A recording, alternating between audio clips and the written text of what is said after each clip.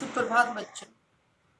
आज मैं कक्षा 10 के छात्र छात्राओं के लिए उनकी पाठ्य पुस्तक नया रास्ता पढ़ाने जा रही हूँ। नया रास्ता का जो लेखिका सुषमा अग्रवाल है, उनका लिखने का मुख्य मकसद है दहेज के प्रति जो समस्या है उसको दूर किया जाए और जो लड़कियों की शादी जल्दी हो जाती है, पढ़ लिख नहीं पाती हैं, वो पढ़ लिख करके अपने पैरों पर खड़ी हो सकें और समाज में पुरुषों से कंधे से कंधा मिलाकर चल सकें और अपना समाज में अस्तित्व बना के रखें। इसी उद्देश्य से उन्होंने ये लिखा है। वह चाहती है कि अगर इसको पढ़ करके अगर एक दो लड़कियां भी इस पर अपना रास्ता पकड़ लें या अपना पथ प्रदर्शक बना लें तो वो समझेंगी कि वह इस उपन्यास को लिखने में सफल हुई। अभी तक हम लोगों ने 16 अध्याय तक पढ़ा था और 16वें अध्याय में पढ़ा था कि मीनू की जो छोटी बहन आशा थी उसकी शादी हो जाती है। मीनू घर जाती हैं और अपनी छोटी बहन की शादी को बड़े सा उत्साह के साथ संपन्न करवाती हैं। सभी कार्यक्रमों में बढ़ चढ़ के हिस्सा लेती हैं। किसी को यह महसूस नहीं होता है कि मीनू से पहले उसकी छोटी बहन आशा की शादी हो रही है।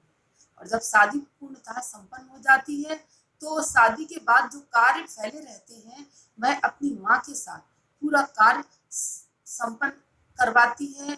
घर अव्यवस्था था उसको व्यवस्थित करवाती है। इसके बाद जब माँ को लगता है कि उसको आए हुए 10 दिन हो गए हैं और मीनू की पढ़ाई का बहुत नुकसान हो रहा है तो वह मीनू अपनी माता से मेरठ जाने के लिए तथा अपनी वकालत की पढ़ाई करने के लिए आज्ञा मांगती है और माँ पिताजी दोनों उसको मेरठ जाने की आज्ञा देती है। अब हम लोग अध्याय 17 पर आएंगे। आशा की विवाह को 5 महीने बीत चुके थे और मीनू को मेरठ आए 5 महीने हो गए।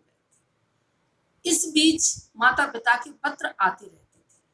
माँ के पत्रों से मीनू को यही एहसास होता था कि दोनों बेटियों के जाने के बाद माँ बिल्कुल अकेली हो गई।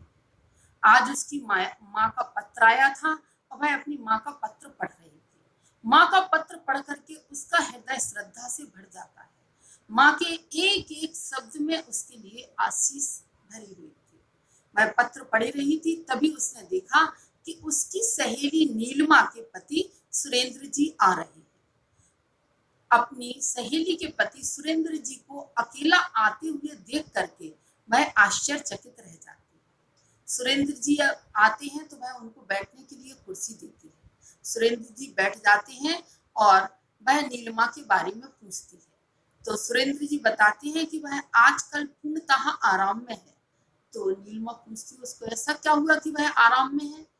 तो सुरेंद्र जी बताते हैं कि उसने पुत्र जन्म दिया है इसलिए इस समय वह आराम कर रही है और कल मेरे पुत्र का नामकरण 2 दिन बाद मेरे पुत्र का नामकरण संस्कार है, उसमें मीनू को आना है। वह अपने बैग में से एक कार्ड निकाल करके मीनू को देते हैं। इसके बाद सुरेंद्र जी के जाने के बाद मीनू कार्ड पढ़ती है और नीलिमा को बड़ा ही खुश नसीब और सौभाग्यशाली समझती है कि उसको इतना प्यार करने वाला पति मिला और एक पुत्र रत्न की भी प्राप्ति हुई। जिस दिन नीलिमा के बच्चे का नामकरण संस्कार था उस दिन मीनू कॉलेज से छुट्टी लेती है क्योंकि उस छोटे से नन्हे बालक के लिए उसको उपहार भी खरीदने जाना था।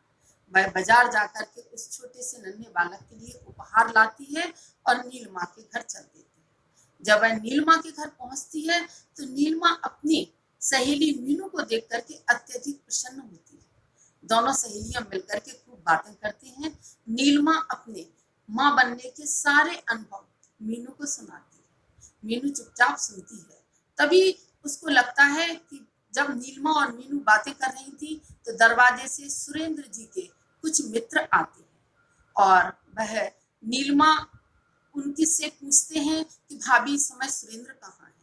तो नीलिमा कहती है अमित भैया सुरेंद्र जी बाहर हैं। अमित का नाम सुनकर के मीनू पीछे मुड़ करके देखती है और जैसे भी अमित को देखती है तो उसका मन घृणा से भर जाता है।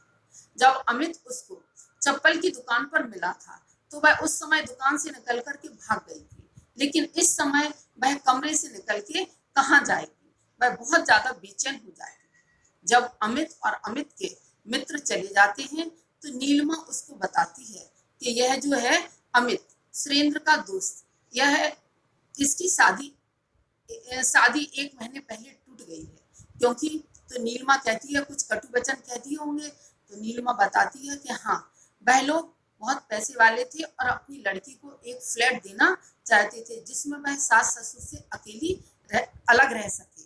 लेकिन अमित अपने माँ बाप का अकेला लड़का है, तो वह अपने माँ बाप को कैसे छोड़ सकता है। जब लड़की वालों ने इस तरह की हरकतें की तो अमित के पिता ने सारा शादी करने का निर्णय अमित के ऊपर छोड़ दिया। अमित को वह लड़की पहले से ही पसंद नहीं थी, इसलिए अमित ने शादी करने से मना कर दिया। मीनू कुछ नहीं बोलती है, बस हूं करके रह जाती है। तो नीलिमा बताती है कि मीनू पता है, अमित भैया ने मीरापुर में ही किसी लड़की को देखा था और वह उसी लड़की को पसंद करते थे, लेकिन अपने माता पिता के विरुद्ध न बोल सके और वह आज भी उसी लड़की को पसंद करते हैं।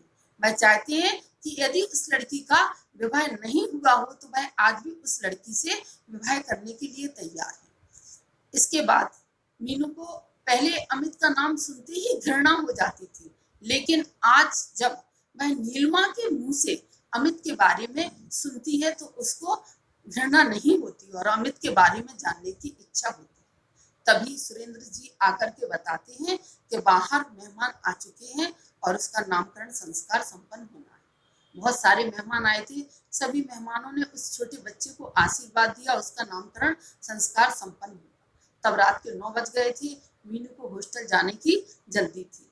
तो नीलिमा कहती है इतनी रात में अकेली नहीं जाओगी, और वह सुरेंद्र से नीलिमा को कॉलेज छोड़ाने के लिए कहती है। जब नीलिमा चली जाती है तो 10 बजे अमित सारे कार्यक्रमों को संपन्न करा के आता है और वह थक जाता है। नीलिमा के पास आकर के एक आरामदायक कुर्सी पर बैठता है, लेकिन वहां उसको मीनू दिखाई नहीं देती। वह सोच रहा था कि जब वह काम से फुर्सत हो जाएगा तो मीनू से अपने हृदय की सारी बातें कहेगा। लेकिन जब वह नीलिमा से पूछता है कि आपकी सहेली कहाँ है, तो वह कहती है वह तो कॉलेज चली गई। तो वो कहती है, अमित पूछता है कि यहाँ वह मेरठ में पढ़ रही है, तो नीलिमा बताती है हाँ, मेरठ के किसी लड़के ने उसका हृदय तोड़ दिया था, उससे शादी करने से इनकार कर दिया था, इसलिए उसका हृदय टूट गया। अब उसके मन में पढ़ाई की लगन जाग चुकी है और वह अपने पैरों पर खड़ा होना चाहती है। इस समय वह मेरठ में वकालत कर रही है। अमित मीनू के यह बात सुनकर के मीनू के बारे में कि वह अब अपने पैरों पर खड़े होना चाहती है, उसको बड़ी आत्मग्लानि होती है। वह सोचता है कि उसी के इनकार करने के कारण मीनू के हृदय में इतनी आत्मग्लानि होती है। वह अपने को मीनू का एक कसूरवार समझता है, लेकिन इस समय क्या कर सकता था, मीनू चली गई थी। अंत में वह कहता है कि भाभी बहुत रात हो गई है, मैं घर जाता हूँ। नीलिमा उससे कहती है भैया अभी बैठो, लेकिन वह उदास होकर के उठ जाता है और अपने घर चला जाता है।